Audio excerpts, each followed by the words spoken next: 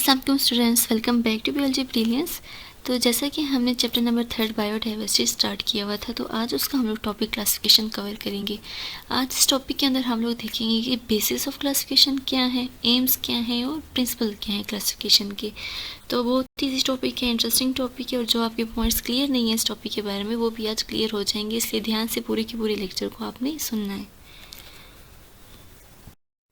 तो स्टार्ट करते हैं हम लोग क्लासिफिकेशन से। सिंपली हम लोग देख लेते हैं क्लासिफिकेशन क्या है। तो जैसे कि नेम इंडिकेट कर रहा है कि क्लासिफिकेशन मतलब हम लोग किसी चीज़ को तकसीम करेंगे। तो बायोडाइवर्सिटी के अंदर अगर हम लोग क्लासिफिकेशन देख लें तो क्लासिफिकेशन हम बोलते हैं ऑर्गेनिज्म को जब हम लोग सिमिलर या डिफरेंट कैरेक्टर्स की वजह से जब ग्रुप्स में डाल देते हैं उसको बोलते हैं क्लासिफिकेशन। जैसा कि हम लोग जानते हैं कि इस दुनिया पे बहुत से ऑर्गेनिज्म हैं, छोटे से छोटे बैक्टीरिया से लें और बड़े हम ह्यूमंस तक, बहुत से organism, bacteria, fungi, animals, plants. तो इन सब को हमने अलग किंगडम में डाला। अलग किंगडम में डालने के बाद अलग फाइलम में डाला, फिर उनकी क्लास भी अलग है, ऑर्डर भी अलग है, फैमिली भी अलग है, जीनस भी अलग है। तो ये सब जो अलग ग्रुप्स में हमने डाला है ये उनकी सिमिलर या डिफरेंट करेक्टर्स की वजह से डाला है। तो ये जो हमने ऑर्गेनिज्म को, सारे जितने भी दुनिया के ऑर्गेनिज्म हैं, बायोडाइवर्सिटी को, जितने भी वैरायटी ऑफ ऑर्गेनिज्म हैं उनको हमने डिफरेंट कैटेगरीज में डाला, उसको बोलते हैं क्लासिफिकेशन। और वो ब्रांच साइंस की, बायोलॉजी की वो ब्रांच जिसके अंदर हम लोग क्लासिफिकेशन को स्टडी करते हैं उसको बोलते हैं टेक्सोनमी।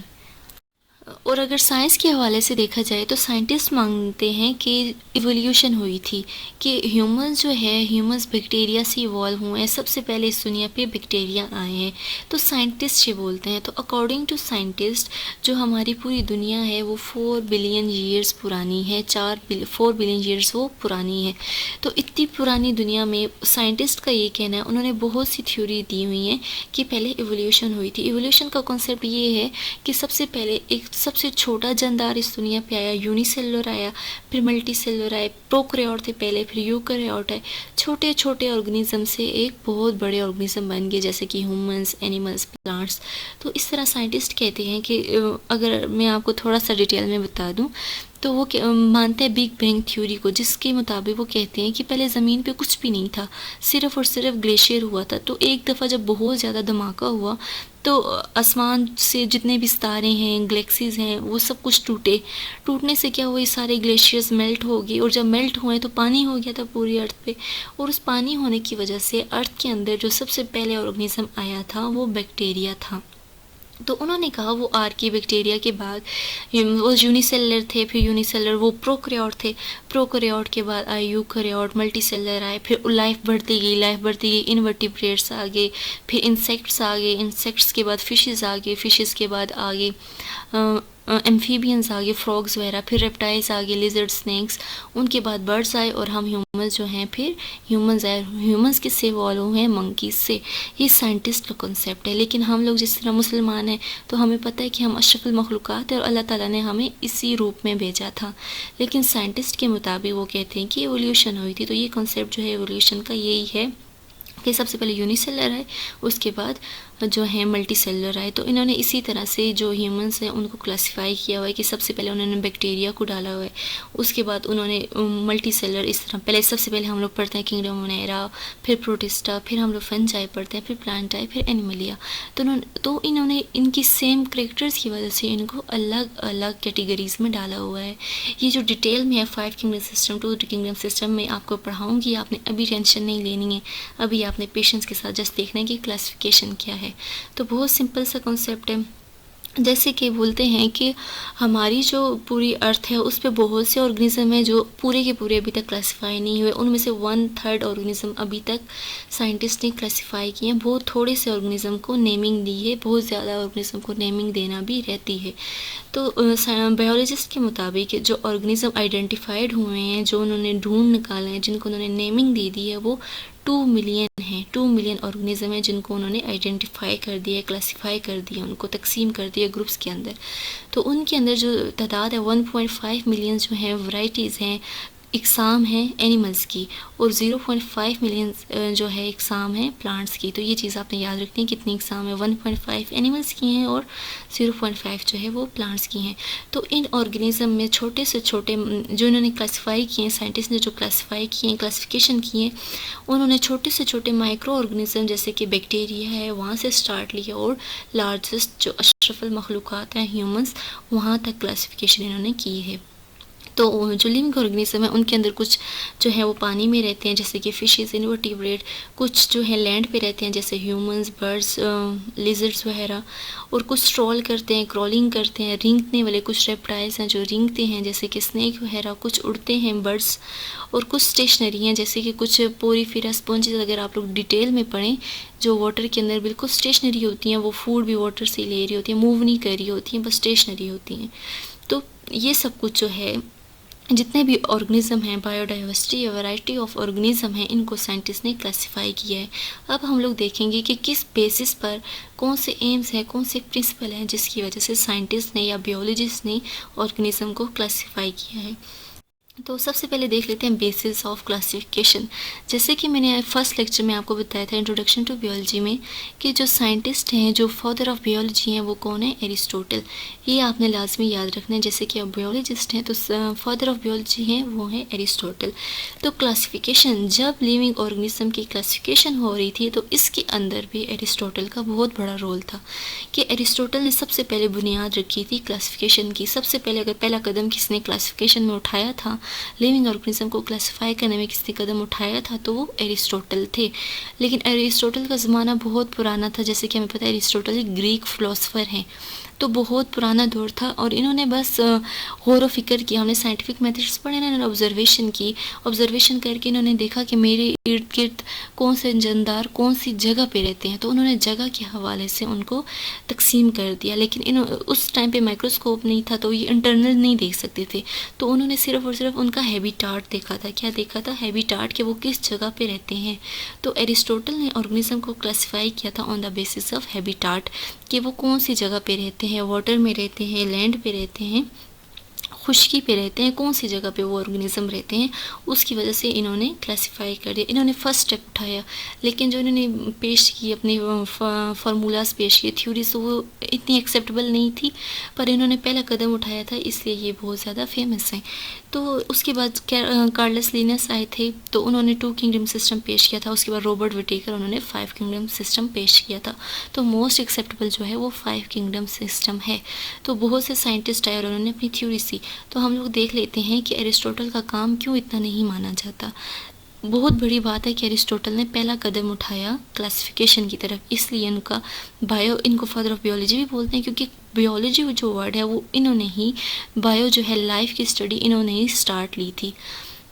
तो इनका काम इसलिए नहीं माना जाता क्योंकि उसकी पहली बात यह है कि अगर हम लोग हैबिटाट के हवाले से ऑर्गेनिज्म को क्लासिफाई करें तो वो बहुत ज़्यादा सूटेबल नहीं रहते। क्योंकि अगर हम लोग हैबिटाट की बात करते हैं, एग्जांपल ले लेते हैं, अगर हम फ़िश को देख लेते हैं, टर्टल को देख लेते हैं, इन दोनों की हैबिटाट मतलब रहने की जगह, कौन सी जगह पे रहते हैं, दोनों रहते वाटर में ही हैं, लेकिन दोनों की बहुत से कैरेक्टर चेंज हैं। फ़िश के कैरेक्टर्स अलग हैं, टर्टल्स के अलग हैं। जैसे कि फ़िश अपनी पूरी जो ज़िंदगी होती है वो वाटर के अंदर रहती है, बाहर आएगी तो वो मर जाएगी। लेकिन जो टर्टल है, जो कछुए होते हैं, वो पानी में बहुत अरसा रहते हैं, लेकिन जब उनको एग लेज करने का टाइम आता है तो वो ज़मीन पर आते हैं और ज़मीन के अंदर वो अपने एग लेज करते हैं। और बहुत से करैक्टर हैं, जैसे कि फ़िश की बॉडी के ऊपर जो है स्केल्स प्रेजेंट है, लेकिन टर्टल्स की बॉडी के ऊपर शेल प्रेजेंट है। तो बहुत सी मतलब फिजिकल करैक्टर भी चेंज है और एनाटॉमिकल इंटरनल स्ट्रक्चर भी चेंज है फ़िश और टर्टल्स के। तो फ़िश को हमने अलग ग्रुप में डाला, अलग फाइलम में डाला, पाइसेस में डाला हुआ है फ़िश को। और टर्टल्स जो है, कछुआ है, तो उसको हम लोगों ने रेप्टाइल्स के अंदर डाला हुआ है। इन दोनों को हमने अलग अलग क्लासेस में डाला हुआ है, अलग ग्रुप में डाला हुआ है। तो हम लोग कह सकते हैं कि हम लोग हैबिटाट की वजह से किसी भी ऑर्गेनिज्म को किसी ग्रुप में नहीं डाल सकते। तो इसके बाद बहुत से साइंटिस्ट आए थे जिन्होंने हैबिटाट के अलावा उनके फिज़िकल करैक्टर देखने शुरू कर लिए थे। और उसके बाद जो हैं कुछ जो साइंटिस्ट आए, उन्होंने क्या किया कि उन्होंने इंटरनल स्ट्रक्चर देखने लग गए कि इंटरनल वो चीज़ें किससे मिलकर बनी हुई हैं, कोई भी ऑर्गेनिज्म है वो इंटरनल किस चीज़ों से मिलकर बना हुआ है। तो जिनकी एनाटॉमी इंटरनल स्ट्रक्चर सेम थे तो उनको अलग किंगडम में डाल दिया, अलग ग्रुप में डाल दिया। तो वो देखा जाता था कि कौन सा जो ऑर्गेनिज्म है वो प्रोकैरियोटिक है, यूकैरियोटिक है, यूनिसेलुलर है, मल्टीसेलुलर है, ऑटोट्रॉफ है, हेटेरोट्रॉफ है। प्रोकैरियोटिक वो होता है जिसके अंदर फर्स्ट न्यूक्लियस होता है या न्यूक्लियस होता ही नहीं है। यूकैरियोटिक वो होते हैं जिसके अंदर न्यूक्लियस होता है, यूनिसेलुलर एक सेल से मिले हुए हैं, मल्टीसेलुलर बहुत से सेल से मिलकर बने हैं, जैसे कि हम ह्यूमन। यूनिसेलुलर में आते हैं बैक्टीरिया, ऑटोट्रॉफ्स में आते हैं प्लांट्स या फोटोट्रॉफ्स या ऑटोट्रॉफ्स जो अपनी खुराक खुद बना सकते हैं। लेकिन हेटेरोट्रॉफ्स जैसे कि हम ह्यूमंस, हम अपनी खुराक के लिए या तो एनिमल्स पे डिपेंड करते हैं या प्लांट्स पे, तो हम हेटेरोट्रॉफ्स हैं। तो ये हम लोग क्या पढ़ रहे हैं, बेसिकली हम बेसिस ऑफ क्लासिफिकेशन, ये जो आपकी मेन टर्म्स है ना, इनको नहीं भूलने हैं आपने कि हम पढ़ क्या रहे हैं। हम क्लासिफिकेशन की बुनियाद पढ़ रहे हैं कि क्लासिफिकेशन की जो बुनियाद है वो किस तरह हुई। तो सबसे पहले हमने एरिस्टोटल का काम देख लिया, फिर हमने और साइंटिस्ट का काम देख लिया। इधर आप लोग एग्जांपल कार्ल लिनियस की भी दे सकते हैं कि उसने फिजिकल कैरेक्टर देखना शुरू कर लिए थे। तो उसके बाद बहुत से साइंटिस्ट थे जिन्होंने ये स्ट्रक्चर्स देखने लगे थे, ये प्रोकैरियोटिक हैं, यूकैरियोटिक। तो ये जो बेसिक प्रोकैरियोटिक और यूकैरियोटिक का काम किया था ये रॉबर्ट विटेकर ने किया था 5 किंगडम सिस्टम के अंदर। ये चीज़ें आपने याद रखनी है। और जैसे कि मॉडर्न सिस्टम ऑफ क्लासिफिकेशन है तो अभी तो कहते हैं कि 6 किंगडम सिस्टम भी आ गया है। तो लेकिन हम लोग 5 किंगडम सिस्टम, आपकी बुक में यही है तो हम लोग यही लेकर चलेंगे कि 5 किंगडम सिस्टम है। तो आजकल जो मॉडर्न सिस्टम ऑफ क्लासिफिकेशन है उसके अंदर जो साइंटिस्ट हैं वो जेनेटिक्स भी देखते हैं, एनाटॉमी भी देखते हैं, फिजियोलॉजी भी देखते हैं, इवोल्यूशनरी हिस्ट्री भी देखते हैं। जेनेटिक्स में आता है कि उनके जो पेरेंट्स हैं ऑफस्प्रिंग में जीन्स कैसे आए हैं, जीन्स में क्या चेंजिंग्स आई हैं, साइंटिस्ट ये भी चेक करते हैं। एनाटॉमी मतलब इंटरनल स्ट्रक्चर, अंदर से वो इंटरनली उनका क्या है, कौन सा स्ट्रक्चर प्रेजेंट है। फिजियोलॉजी मतलब उनकी बॉडी का कौन सा पार्ट कौन सा फंक्शन परफॉर्म कर रहा है। और इवोल्यूशनरी हिस्ट्री का मतलब कौन सा ऑर्गेनिज्म किस चीज़ से इवॉल्व हुआ है। जैसे साइंटिस्ट के मुताबिक जो फिशेस है, फिशेस से इवॉल्व हुए हैं, फ्रॉग से इवॉल्व हुआ है, रेप्टाइल्स जैसे कि स्नेक्स, और स्नेक्स वगैरह से जो हैं डायनासोर्स वगैरह से बर्ड्स इवॉल्व हुए हैं, और बर्ड्स से फिर मैमल्स इवॉल्व हुए, और मैमल्स के अंदर आते हैं मंकीज़ भी आते हैं और ह्यूमंस भी आते हैं। तो जो ह्यूमंस का कहा जाता है कि वो मंकीज़ से इवॉल्व हुए हैं। तो ये सारा जो इवोल्यूशनरी हिस्ट्री है ये भी साइंटिस्ट देखते हैं जब वो क्लासिफिकेशन कर रहे होते हैं। तो नेक्स्ट हम लोग देख लेते हैं एम्स ऑफ क्लासिफिकेशन। मकासद क्या है, मकसद क्या है। कोई भी हम काम करते हैं उसके पीछे कोई मकसद होता है, कोई रीज़न होता है। तो अब वो हम एम्स देखते हैं कि क्लासिफिकेशन का एम्स क्या है। अगर हम जनरली बात करें कि क्लासिफिकेशन का बहुत बड़ा रोल है, ये आपकी बुक में ये चीज़ें नहीं होंगी जो मैं बता रही हूँ। तो आप अपने इर्द के जो एनिमल्स देखते हैं, हम अपनी ज़ुबान में अगर कैट है उसको हम बिली बोल रहे हैं, या कुछ भी, हर कोई अपनी ज़ुबान में लैटिन में अलग बोलेगा, ग्रीक में अलग बोलेगा, हर एक लैंग्वेज में वो हर एनिमल को अलग बोलेगा। लेकिन जो साइंटिस्ट ने साइंटिफिक नेम्स रख लिए उसकी वजह से पूरी दुनिया के लोग उस जो ऑर्गेनिज्म है, जैसे कि कैट है तो कैट को फेलिस कैटिस ही बोलेगा, उसके साइंटिफिक नेम से ही बुलाएगा फेलिस कैटिस। तो इसका मतलब जो साइंटिफिक नेम है वो पूरी दुनिया में होते हैं। तो क्लासिफिकेशन करने का बड़ा मकसद यही था कि पूरी दुनिया के लोग उनको एक ही चीज़ से जाने। अगर हम किंगडम मुनैरा की बात करें तो उनके अंदर सब जानेंगे कि उसके अंदर यूनिसेलर आएंगे, बैक्टीरिया आएंगे, फिर उसके बाद हम लोग औरों की तरफ जाएंगे, फंजाई, प्रोटिस्टा और प्लांटाई और एनिमलिया की तरफ। तो सबसे बड़ा रीज़न यही है कि हम लोग क्या देख रहे होते हैं, इवोल्यूशनरी रिलेशनशिप देख रहे होते हैं। बाकी हम लोग देख रहे होते हैं कि उनके दरमियान में कॉमन फीचर्स क्या हैं, उनके ऑर्गेनिज्म के दरमियान में कॉमन फीचर्स देखने के लिए भी जो क्लासिफिकेशन है बहुत अहमियत रखती है। उसके बाद ऑर्गेनिज्म के अंदर सिमिलरिटीज़ और वेरिएशन देखने के लिए कि कौन सा ऑर्गेनिज्म कितना एक दूसरे से सेम है या उनके अंदर कितनी चेंजिंग है, ये देखने के लिए भी क्लासिफिकेशन का बहुत बड़ा रोल है। और इवोल्यूशनरी हिस्ट्री मैंने आपको बता दी कौन सी चीज़ किससे इवॉल्व हुई है। इवोल्यूशनरी रिलेशनशिप देखने के लिए जो साइंटिस्ट हैं उनके लिए बहुत ज़्यादा फ़ायदेमंद है कि वो क्लासिफिकेशन को देखें। तो उसके बाद हर एक ऑर्गेनिज्म को एक ख़ास नेम देना और ख़ास ग्रुप में डालना, ये भी एक बहुत बड़ा मकसद है क्लासिफिकेशन का। तो ये जो एम्स हैं ये आपने याद रखने हैं कि मकसद कौन कौन से हैं क्लासिफिकेशन के। तो नेक्स्ट हम लोग देखते हैं कि प्रिंसिपल क्या हैं, असूल क्या हैं, क्लासिफिकेशन करने के कुछ रूल्स क्या हैं। तो वो रूल्स हम लोग देखते हैं। तो सबसे पहला जो रूल है वो है organisms are classified on the basis of apparent similarities. जो ऑर्गेनिज्म है वो क्लासिफाई होने चाहिए उनके अंदर जो ज़ाहिरी सिमिलैरिटीज़ जो होती हैं उनकी बेसिस के ऊपर वो क्या होने चाहिए, तकसीम होने चाहिए। ये पहला असूल है कि ऑर्गेनिज्म जो क्लासिफाई होंगे उनके अंदर ये सिमिलैरिटी भी होनी चाहिए कि वो ज़ाहिरी जो फिज़िकल अपीयरेंस है उनकी वो भी कुछ हद तक सेम होनी चाहिए। और उसके बाद जो है ऑर्गेनिज्म जो हैं वो बहुत से जो होमोलोगस स्ट्रक्चर्स हैं वो सेम रखते हों। अगर हम लोगों ने फ़र्ज़ करें कोई ऑर्गेनिज्म है जैसे कि बर्ड्स, तो बर्ड्स के अंदर सारे बर्ड्स के अंदर सेम करेक्टर होगा, उनके विंग्स होंगे तो सेम करेक्टर, पहला तो विंग है दूसरी बीक है। तो बहुत से homologous same characters same structures मौजूद होनी चाहिए किसी भी ऑर्गेनिज्म के अंदर जब हम उनको क्लासीफाई कर रहे हों। और उसके बाद जो थर्ड पॉइंट है वो ये है कि उनके अंदर एनाटॉमिकल फीचर सेम होने चाहिए, उनकी इवोल्यूशनरी हिस्ट्री सेम होनी चाहिए। एनाटॉमिकल फीचर बोलते हैं इंटरनल जो स्ट्रक्चर होते हैं, जैसे कि डाइजेस्टिव सिस्टम सेम होना चाहिए। बर्ड्स के अंदर हम लोग बोलते हैं कि हम उनके जो वोकल कॉर्ड है, उनके जो नेक है उसके अंदर जो सैरिंग्स होते हैं, सैरिंग्स की वजह से उनकी वॉइस प्रोड्यूस होती है जिसकी वजह से वो सुबह सुबह सिंगिंग करते हैं। तो हर एक ऑर्गेनिज्म के अंदर कोई ना कोई स्पेसिफिक फीचर मौजूद हो जिसकी वजह से हम उनकी क्लासिफिकेशन करें और उनको हम सेम ग्रुप में डालें। तो और एक और चीज़ उनके अंदर इवोल्यूशनरी हिस्ट्री सेम हो, जैसे कि हम लोग कहते हैं कि बर्ड्स किससे इवॉल्व हुए, रेप्टाइल से। तो कुछ क्लासिफिकेशन है जो जनरली आपको जाननी बहुत लाजमी है, आपको पता हो, कोई आपके सामने नेम ले तो आपको पता हो। आपका लेवल अभी छोटा है, 9th क्लास में है, लेकिन कुछ जो बुक्स हैं जिस तरह कैम्ब्रिज का कोर्स हम देख लें तो उनमें ये जो क्लासिफिकेशन है एनिमल्स की ये डिटेल में कराते हैं। अगर आप लोग चाहते हैं कि मैं डिटेल पे इस पर लेक्चर वीडियो बनाऊँ कि एनिमल किंगडम की जो क्लासिफिकेशन है वर्टिब्रेट, इनवर्टिब्रेट्स और फिर उनके अंदर जो arthropoda, mammals, reptiles, aves, amphibian, इन सबको डिटेल में कराऊँ तो कमेंट में ज़रूर बताएं, मैं इनको डिटेल में भी करवा लूँगी। तो हम लोग बेसिकली जो क्लासिफिकेशन देख लेते हैं वो आप सबके लिए बहुत इंपॉर्टेंट है कि एनिमल किंगडम जो किंगडम एनिमलिया है उसकी मेन क्लासिफिकेशन क्या है। तो उनके अंदर जिस तरह के वर्टिब्रेट्स होते हैं, इनवर्टिब्रेट्स होते हैं। वर्टिब्रेट्स वो होते हैं जिनकी बैकबोन होती है और इनवर्टिब्रेट्स वो होते हैं जिनकी बैकबोन नहीं होती। तो हम लोग क्लासिफिकेशन की बात करें कि अलग क्लासिफिकेशन में क्यों डाला। सबसे पहले हम लोग देख लेते हैं पोरीफेरा, जो कि मैंने आपको बोला स्टेशनरी होते हैं, मूव नहीं करते, वाटर से अपनी खुराक लेते हैं। उसके बाद आ जाते हैं नाइडेरियंस, नाइडेरियंस में आ जाती है एग्जाम्पल हाइड्रा वगैरह की। उसके बाद हम लोग देख लेते हैं हेलमेंथिस, प्लेटीहेलमेंथिस आ जाते हैं, इनके अंदर फ्लैट वॉर्म्स आ जाते हैं, जितने भी वॉर्म्स होते हैं।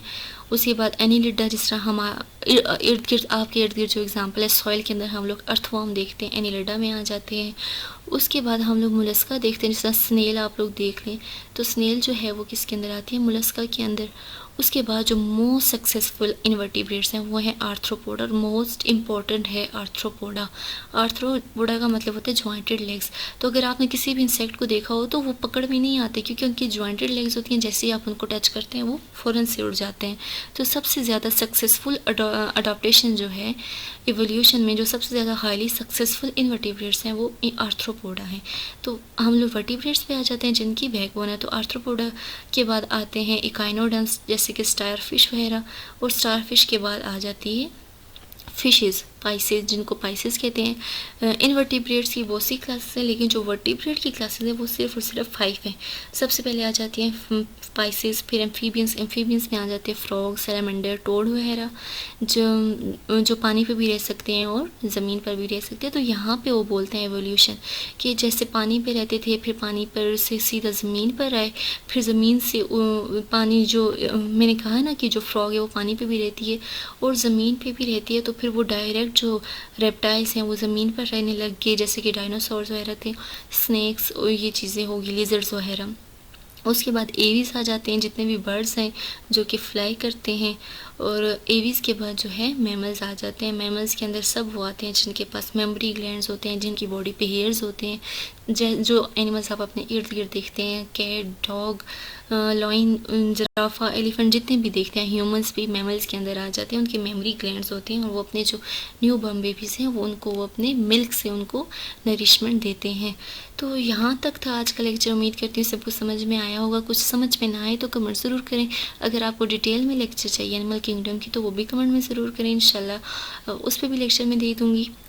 तो नेक्स्ट हम लोग स्टार्ट करेंगे हायरार्की ऑफ टेक्सोनॉमी, और उसके बाद हम लोग 2 kingdom system, 5 kingdom system start करेंगे। बहुत ज़्यादा इंपॉर्टेंट चीज़ें हैं, आपको कॉन्सेप्ट आपके लाजमी बिल्ड हो।